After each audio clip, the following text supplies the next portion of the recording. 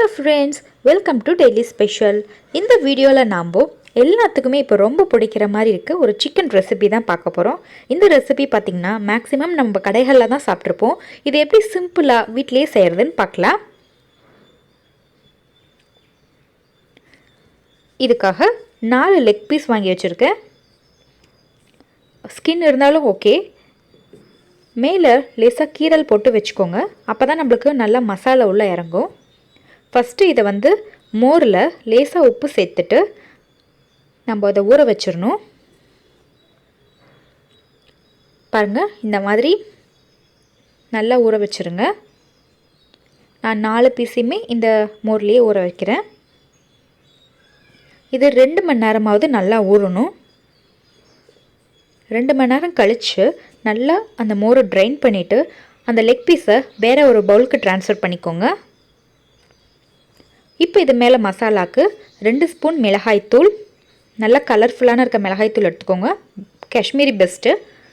உப்பு, ஒரு 2 ஸ்பூன் அளவுக்கு வினிகர், பூண்டோட பேஸ்ட், இது பூண்டு பவுடர் இருந்தாலும் ஓகே, 2 ஸ்பூன் சோயா சாஸ்.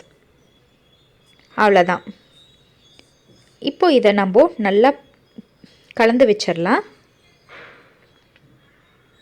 இதுதான் பார்த்திங்கன்னா சூப்பரான மேரினேஷன். இது குறைஞ்சது ஒரு 4 மணி நேரமாவது நல்லா ஊறணும். பாருங்கள், எல்லா மசாலா ஃபுல்லார வர மாதிரி நல்லா அப்ளை பண்ணிக்கோங்க. இதை நான் ஓவர் நைட் ஊற வைக்க போகிறேன். பாருங்கள், சூப்பராக இருக்குது, ரொம்ப கலர்ஃபுல்லாக இருக்குது. இதை நான் ஓவர் நைட் ஊற வைக்க போகிறேன். அட்லீஸ்ட் நீங்கள் 4 ஹவர்ஸாவது ஊற வச்சிடணும். மூடி போட்டுட்டு ஃப்ரிட்ஜில் வச்சிடலாம். இது ஒரு நைட் ஃபுல்லாக ஊறிடுச்சு. இப்போ பாருங்கள், சூப்பராக இருக்குது. இதுக்கு இப்போ நம்ம கோட்டிங் கொடுக்கணும். அதுக்காக மைதா மாவு, அதில் 2 ஸ்பூன் அளவுக்கு ஹாப்பிமா கிறிஸ்பி ஃப்ரை மிக்ஸ் எடுத்திருக்கேன். மைதா மாவு ஒரு 1/4 கிலோ கிட்ட எடுத்திருக்கேன்.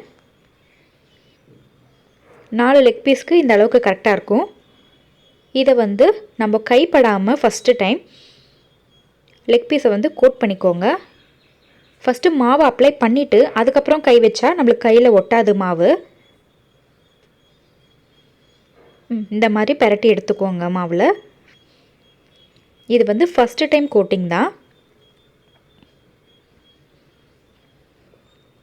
இப்போ நீங்கள் எடுத்தோடனே சிக்கன் லெக் பீஸ் கையிலேயே எடுத்து போட்டிங்கன்னா மாவு பார்த்திங்கன்னா ஒரு மாதிரி கெட்டி கெட்டியாக ஃபார்ம் ஆகி கையில் பிடிச்சிக்கும். இதே மாதிரி 4 பீஸ் ரெடி பண்ணிவிட்டு இப்போது நம்ம செகண்ட் டைம் கோட்டிங் என்ன பண்ண போகிறோன்னா, இது ஒரு பவுலில் கோல்டு வாட்டர் வச்சுருக்கேன், ஐஸ் வாட்டர். அதில் நம்ம கோட் பண்ணி வச்சுருக்க லெக் பீஸை நல்லா டிப் பண்ணி எடுத்துட்டு செகண்ட் டைம் மறுபடியும் நம்ம ஃபஸ்ட்டு மாவு ரெடி பண்ணி வச்சோம் இல்லையா, அதிலையே போட்டு எடுத்துட்றேன்.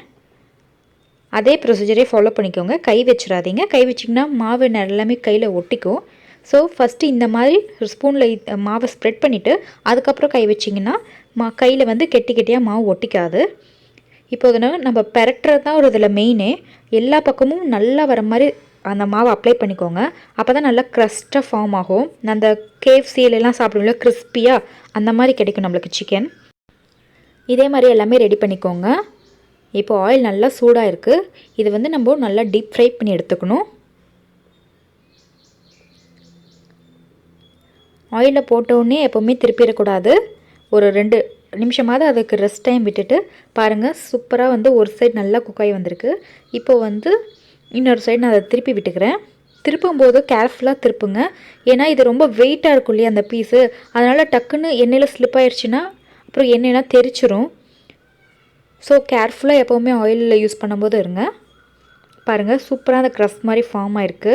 நம்ம எப்படி KFC அப்புறம் 5-star மெக்டி அதெல்லாம் சாப்பிடுவோம் இல்லையா, அதே மாதிரியே இருக்கும் இது டேஸ்ட்டு. இன்னொரு சைடு நல்லா குக் ஆகிருக்கு. அதே மாதிரி நல்லா உள்ளார வரைக்கும் வேகணும். அதனால் ஒரு 5 நிமிஷம் போல் அப்படியே திருப்பி திருப்பி விட்டுக்கோங்க.